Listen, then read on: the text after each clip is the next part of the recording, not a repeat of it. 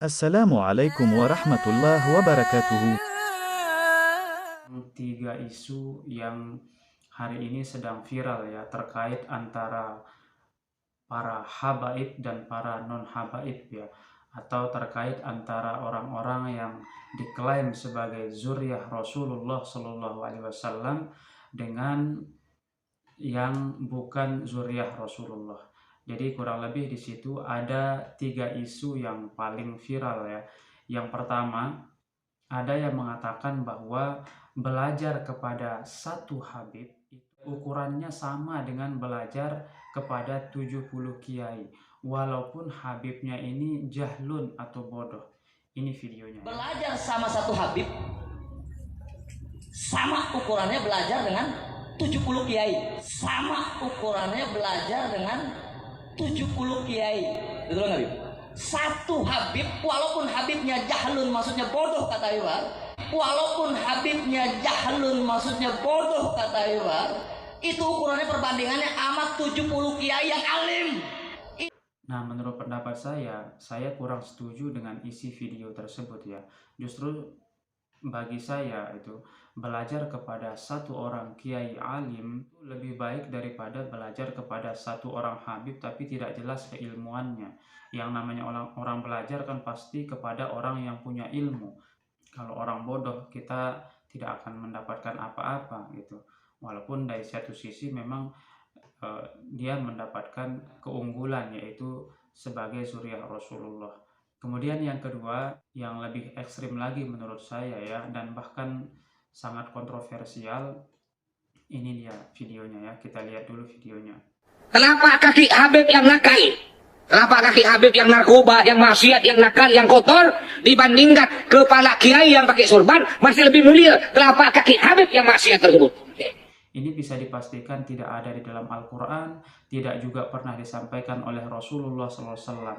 Ini murni opini dari orang yang menyampaikan.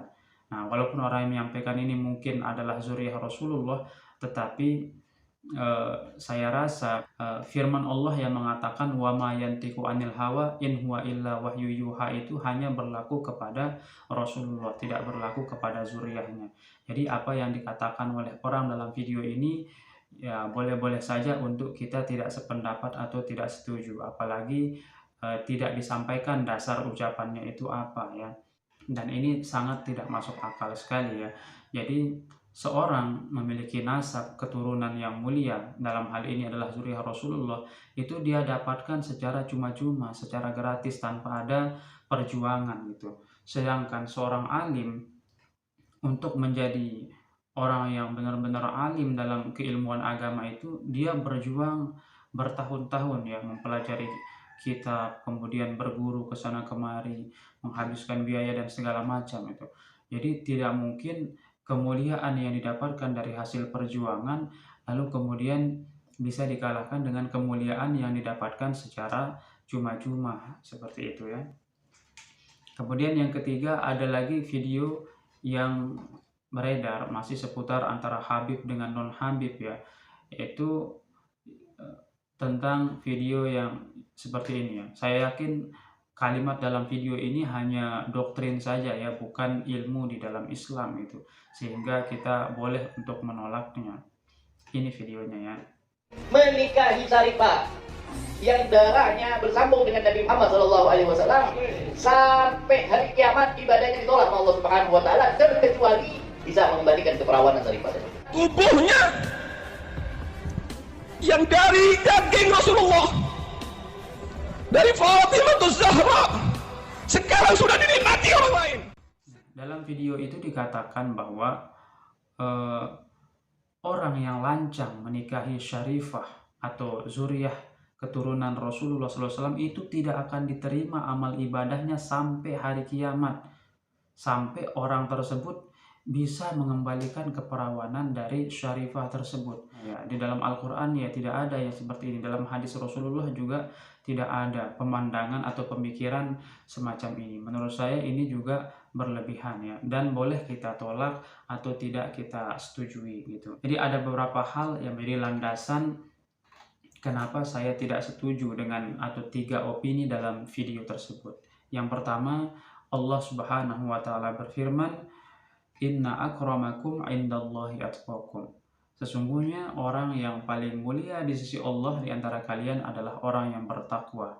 Jadi menurut saya, di sisi Allah itu Allah tidak melihat jabatan seseorang, Allah tidak melihat kepada harta seseorang, tidak juga melihat kepada nasabnya, tetapi yang mampu memberikan nilai seorang hamba di sisi Allah itu adalah ketakwaannya. Jika orang hamba itu bertakwa kepada Allah, maka akan semakin mulia dia di sisi Allah. Tetapi kalau dia tidak bertakwa, maka akan hina dia di sisi Allah Subhanahu wa taala. Begitu juga terkait dengan antara zuriyah Rasul dengan yang bukan zuriyah Rasul. Kalau yang bukan zuriyah Rasul bertakwa kepada Allah dengan haqqa tuqatih, sebenar-benar takwa, maka dia akan mendapatkan kemuliaan di sisi Allah Subhanahu wa taala. Tetapi walaupun dia zuriyah Rasulullah, tapi kemudian dia ahli maksiat, misalnya na'udzubillah min zalik, atau dia murtad keluar dari Islam, atau dia tidak sesuai dengan tuntunan Rasulullah SAW cara hidupnya, maka bisa jadi lebih mulia orang yang non keturunan Rasulullah daripada zuriyah Rasulullah SAW itu ya. Jadi marilah kita cari kemuliaan di sisi Allah itu bukan mengandalkan nasab, bukan mengandalkan harta, bukan mengandalkan jabatan, tetapi benar-benar karena jalan ketakwaan kepada Allah Subhanahu wa taala.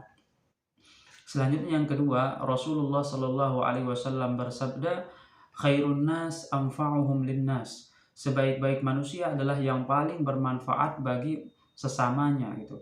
Jadi kalau kita ingin jadi manusia terbaik, terlepas apapun latar belakang kita, apakah kita terlahir dari zuriyah Rasul, apakah kita terlahir dari darah raja, apakah kita terlahir dari rakyat jelata, pada akhirnya yang menentukan kita terbaik dalam Islam itu bukan latar belakang itu ya, tetapi yang menentukan itu adalah apakah kehadiran kita di dunia ini bermanfaat bagi orang lain atau tidak gitu.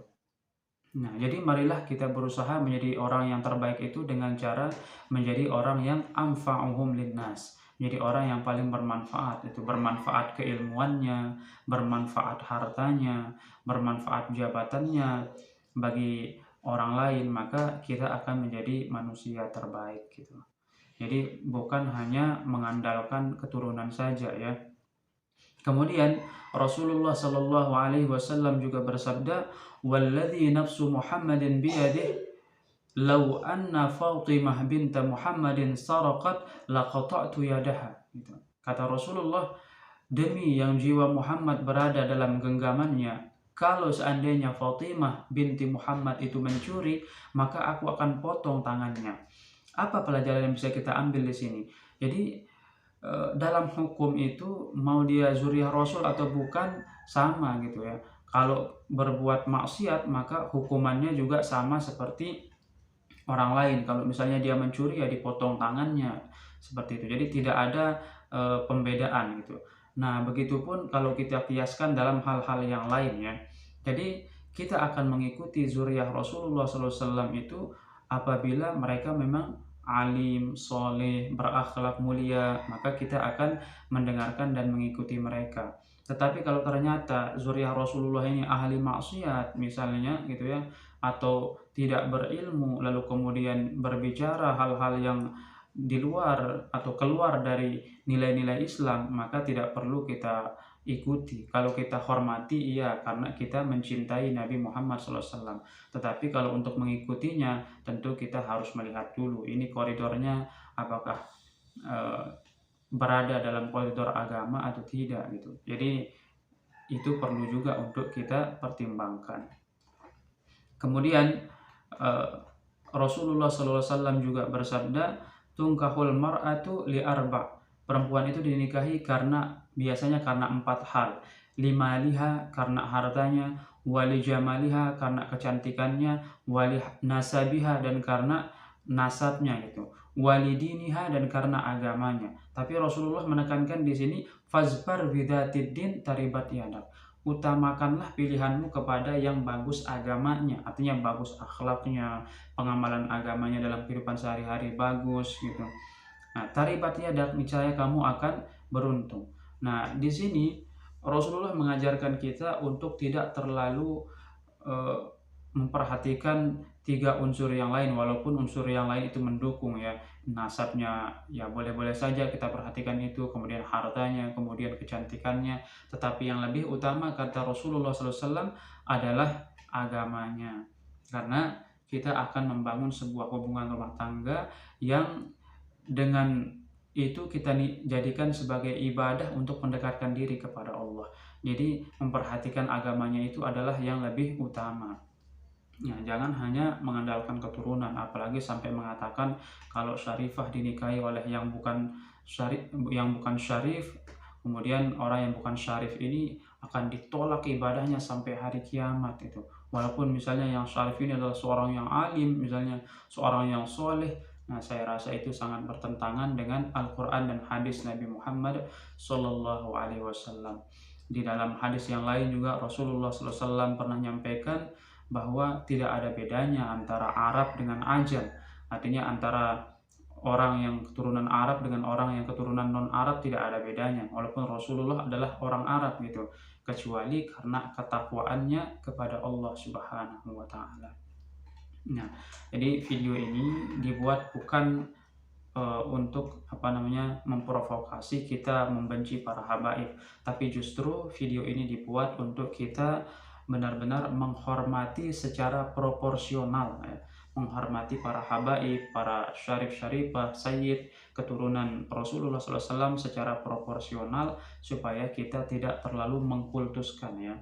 Jadi untuk menghormati mereka tetap kita hormati apapun keadaan mereka ya. Tapi kalau yang untuk dijadikan panutan atau untuk mengambil ilmu darinya, kita lihat dulu bagaimana latar belakangnya. Kalau dia orang alim seperti para habaib-habaib yang ada di Indonesia, misalnya Habib Rizik, Habib Novel, kemudian Habib Lutfi, Habib Jindan, ini adalah orang-orang alim semuanya, maka boleh kita mengambil ilmu. Tetapi kalau tidak jelas keilmuannya, walaupun dia zuriyah Rasulullah, ya jangan gitu ya, kita mengambil ilmu darinya. Kalau menghormatinya, tetap kita akan menghormatinya sampai hari kiamat. Karena apa? Karena kita cinta kepada Rasulullah Shallallahu Alaihi Wasallam. Demikian, semoga bermanfaat. Wabillahi taufiq wal hidayah. Wassalamualaikum warahmatullahi wabarakatuh.